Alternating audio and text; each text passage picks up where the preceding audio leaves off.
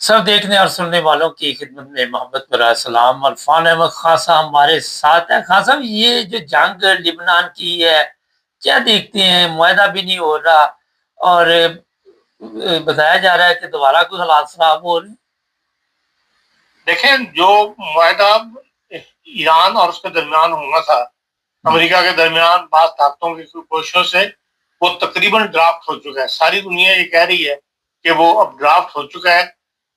Trump صاحب بھی اس کو مطلب مانتے ہیں کہ ہم فائنل ڈرافٹ جو مل گیا ہوا ہے، وہ انہوں نے اس کے اندر بعض تبدیلیاں کی ہیں امریکہ نے، ٹرمپ صاحب نے ذاتی طور پہ، اور اس کو واپس بھجوایا ہوا ہے۔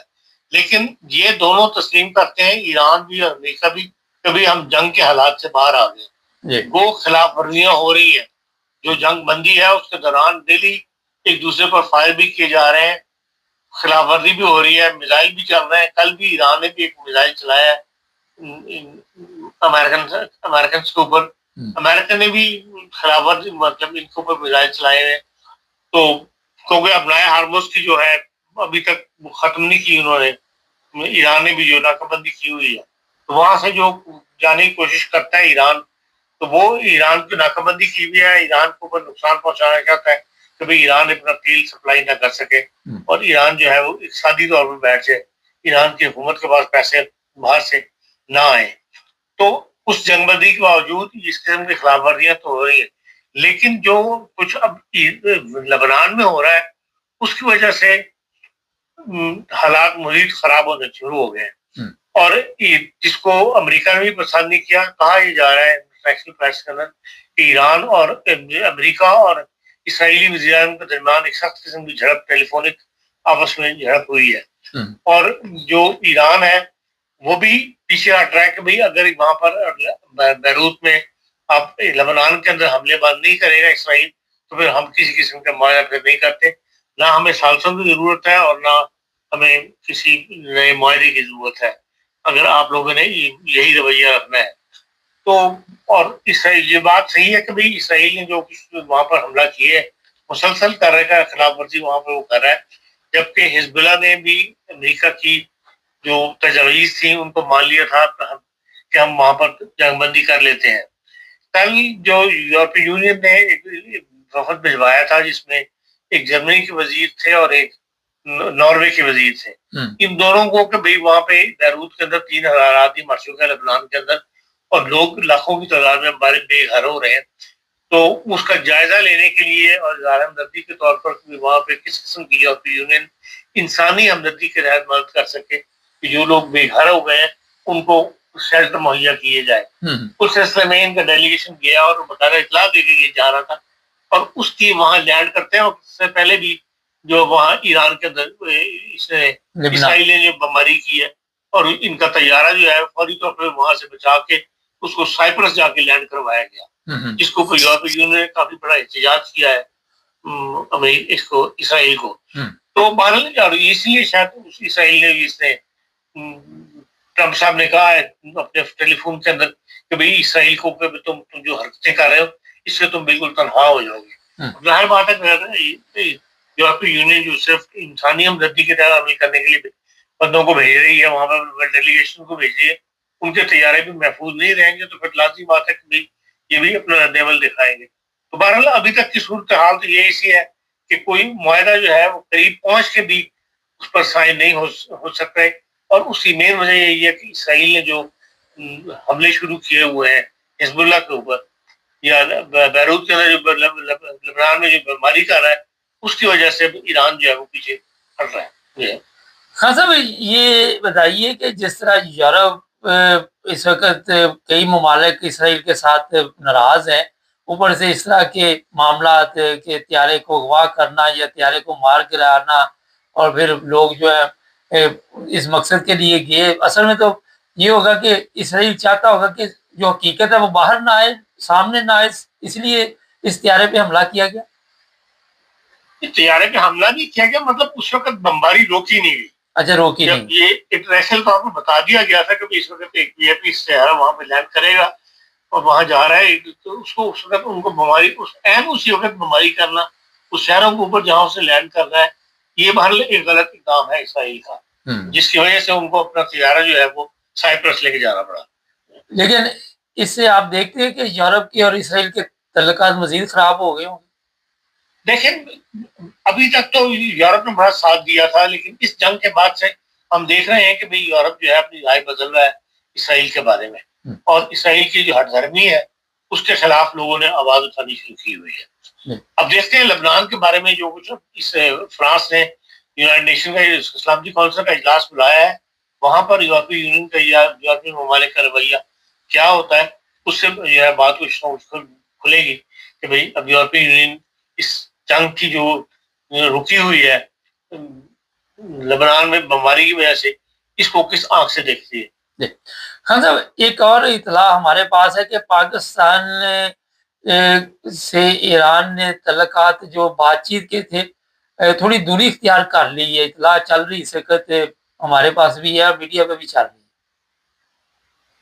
देखिए, उसमें पाकिस्तान खाली अकेला इन्वॉल्व नहीं था, पाकिस्तान की ज्यादा साइड जो है वो अमेरिका ने ली थी, अमेरिका ने ज्यादा हाथ का इजहार किया था। ईरान ने शुरू दिन से ही,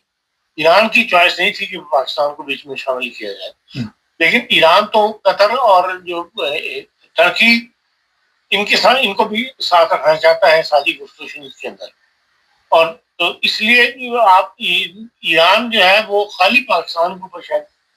गुस्सा ना करे, तो क्योंकि इसलिए पाकिस्तान का जो मुआहदा है सऊदी अरब के साथ है वो बहरल खटकता है, और वो पाकिस्तान बार बार उसको रिमाइंड करवाता रहता है कि हमारे लिए अवलियत जो है उस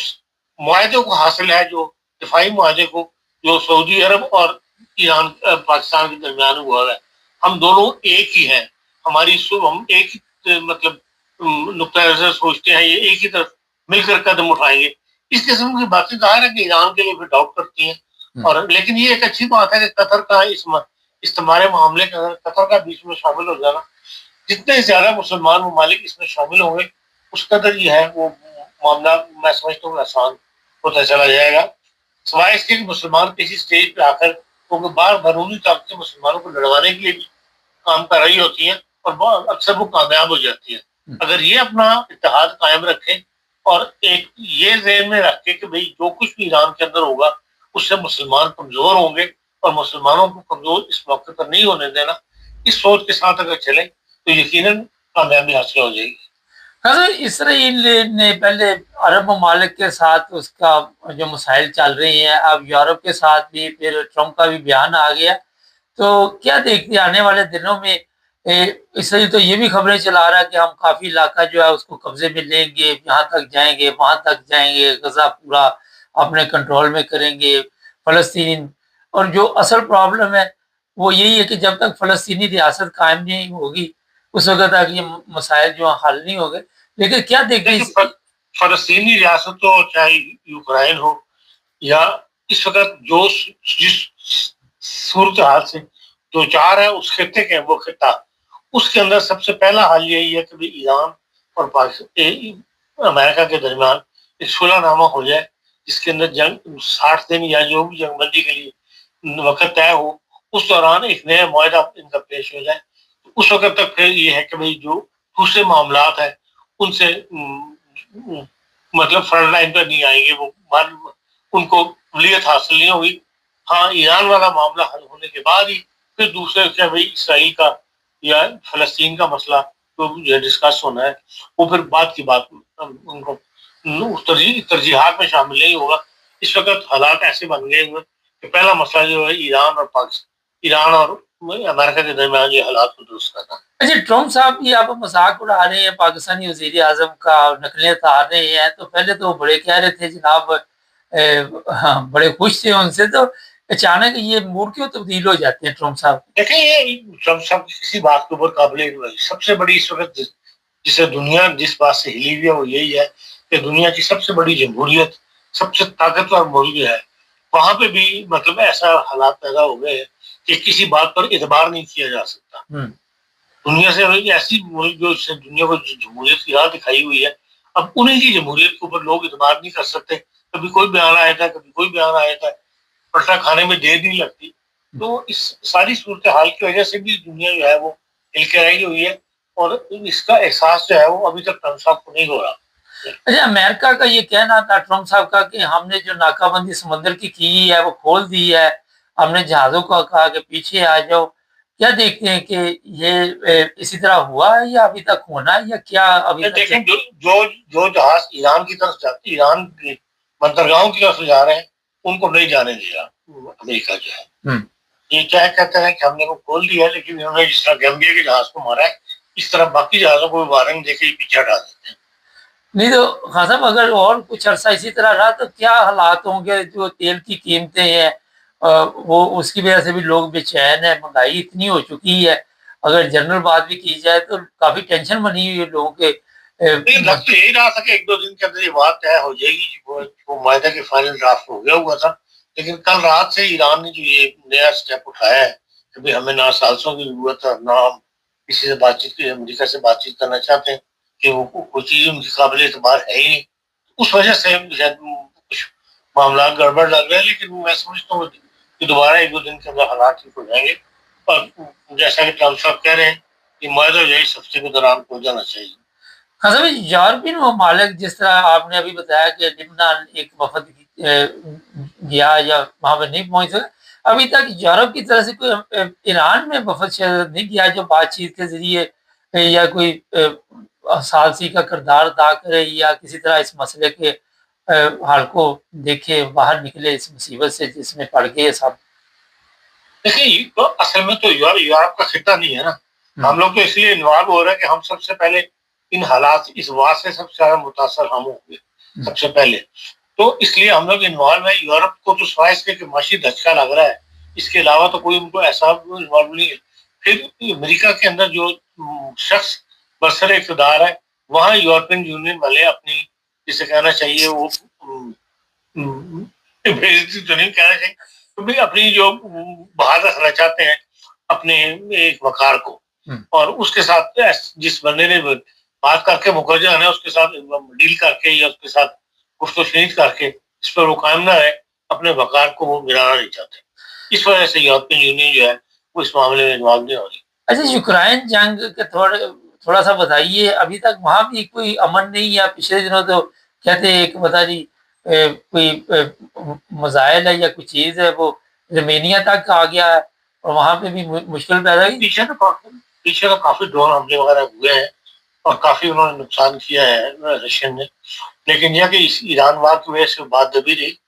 لیکن وہاں پہ بھی ابھی تک کوئی امن والی کیفیت نہیں ہے، اور نہ ہی کوئی امن کی بات چیت جو ہے وہ آج کل وہاں پر ہو رہی ہے. نہیں لیکن یورپی یونین نے بھی کہا ہے کہ بھائی آج کل کوئی ایسی گفت و شنید نہیں ہو رہی جس کے اندر یوکرائن میں امن کرنے کے لیے کوشش کی جا رہی ہو. نہیں، لیکن پوٹین نے تو پچھلے دنوں یہ کہا تھا کہ جرمن جو سابق چانسلر ہے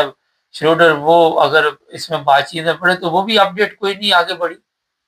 وہ اس کے لیے یورپی یونین مطلب خود جرمنی جو ہے اس کے اندر ایک نئی بحث چھوڑ گئی تھی، اور ایک ہفتہ تک اس میں کافی بحث رہی اس معاملے کے اندر. اور خود یورپی یونین جرمن جو ہے وہ مسٹر شروڈر کو وہاں بھجوانے کے لیے تیار نہیں تھے یا اس کو نمائندہ مقرر کرنے کے لیے نامینیٹ جب تک جرمنی اپروو نہ کرے رشیا خود بخود تو اس بندے کو نہیں نامینیٹ کر سکتا نا. جس لوگوں سے بات کرنی ہے وہ بھی تو اس بات کو فیصلہ کریں کہ ہاں ہم اس کے ہمارے لیے بندہ قابل اعتبار ہے. لیکن رشیا نے اب تک رشیا کے ساتھ اس قسم کے تعلقات رہے ہیں مسٹر شروڈر کے، اور جتنی بھی انرجی کی کمپنیاں ہیں ان کے وہ ہیڈ رہ چکے ہیں. وہ تو جرمن پارلیمنٹ نے شور ڈال کے تو ان کو وہاں سے نکلوایا تھا. نہیں تو کہا گیا تھا کہ جو سابق چانسلر کو سہولیات حاصل ہوتی ہیں قانون آئین کے تحت وہ ان سے واپس لے لی جائے. تو تب انہوں نے وہاں سے وہ استعفیٰ دے کے رابطہ توڑا، ورنہ اس طرح وہ انوالو ہوئے تھے رشین انرجی کمپنی کے وہ سی او بن کے، تو وہ باہر یورپ کو جو منظور نہیں تھا اس معاملہ. تو جرمنی کی خبر خاصا یہ جرمنی کی خبر نہیں، پاکستان کی خبر ہے. آپ لوگ زیادہ انٹرسٹڈ رہتے ہیں امیگریشن کے معاملات میں. کل پاکستان کے اندر نیشنل اسمبلی کی جو وزارت خارجہ کی کمیٹی ہے، قائمہ کمیٹی جو ہوتی ہے، اس کے اندر ایک معاملہ ڈسکس ہوا ہے. اور وہاں پر جو پاکستان کے سے اس وقت اسپین میں سفیر ہیں ظہور احمد ان کا نام ہے، وہ بھی وہاں گئے ہوئے تھے. اور انہوں نے وہاں بتایا جو ہمیں ہماری سے اپنے صحافی دوستوں سے جنہوں نے وہ میٹنگ اٹینڈ کیا یہ بات پتہ لگی ہے کہ اسپین نے امیگریشن کھولی ہوئی ہے اس وقت، اور جو لوگ انلیگل ہیں ان کو لیگل کرنے کا چانس دیا ہوا ہے، اور 30 جون انہوں نے لاسٹ ڈیٹ دی ہوئی ہے کہ جو لوگ اسپین کے اندر انلیگل ہیں یا اپنے آپ کو اسپین میں رجسٹر کروا دیں گے 30 جون سے پہلے، ان کو وہاں پر مستقل پرمٹ جو ہے رہائش کا وہ دے دیا جائے گا۔ اور اس میں انہوں نے کہا کہ اس کے لیے ایک صرف وہ مانگتے ہیں کریکٹر سرٹیفکیٹ کہ وہ آپ کے پاس ہونا چاہیے۔ تو ظہور صاحب نے بتایا کہ ہم اسپین کی جو پاکستان ایمبیسی ہے اس نے 24,000 وہ سرٹیفکیٹ وہاں ایشو ہوئے ہیں ان لوگوں کے جو وہاں پر موجود ہے اسپین کے اندر۔ لیکن یہ امیگریشن کھلی ہوئی ہے کہ جو لوگ بھی وہاں پہنچ جائیں اور جا کے وہاں پہ اس ویزے کے لیے اپلائی کر سکتے ہیں، تو جو تازہ لوگ یہاں سے جا رہے ہیں پاکستان سے ان کو پاکستان کے اندر سے وہ سرٹیفکیٹ لے کر جانا چاہیے۔ اور جو انہوں نے بتایا کہ اس وقت یہ رستہ کھلا ہوا ہے اور پاکستان ایمبیسی بھی وہاں ان کی مدد کر رہی ہے اور زیادہ لوگوں کو وہاں پہنچنا چاہیے۔ اس لیے یورپ کے تمام ممالک کے اندر جن لوگوں نے اسائلم کے لیے اپلائی کیا ہوا ہے اور لمبے عرصے سے ان کا اسائلم منظور نہیں ہوا، کیونکہ یہاں جو یورپ میں نئے حالات پیدا ہو رہے ہیں ان کے اندر اسائلم کا منظور ہونا